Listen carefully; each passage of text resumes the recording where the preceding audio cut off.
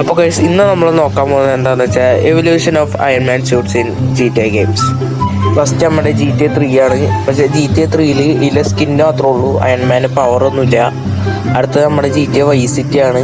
GTA Vice Cityയിൽ ഇങ്ങനെ നിന്ന് പറക്കാം, video വയ്ക്കാം, പക്ഷേ മറ്റേ കടന്ന് പറക്കാൻ പറ്റില്ല കേട്ടോ. അങ്ങനെയാണ് GTA Vice Cityയിൽ. GTA San Andreasൽ ഓൾമോസ്റ്റ് എല്ലാ പവറും ഉണ്ട്, അതേപോലെ തന്നെ എല്ലാ സ്യൂട്ട്സും ഉണ്ട് GTA San Andreasൽ. ഞാനൊക്കെ ഒരുപാട് കളിച്ചിട്ടുള്ള ഗെയിമാണ്. അടുത്ത നമ്മുടെ GTA 4 ആണ്. GTA 4ൽ അയൺമാൻ്റെ ഒരു ടവർ തന്നെ ഉണ്ട്, അതിൻ്റെ അകത്ത് ടോണി സ്റ്റാർക്കിൻ്റെ ടവർ പോലെ തന്നെ. അതേപോലെ എല്ലാ പവറും ഉണ്ട്, എല്ലാ എബിലിറ്റീസും ഉണ്ട്. ഓക്കെ, അടുത്തത് GTA 5 ആണ്.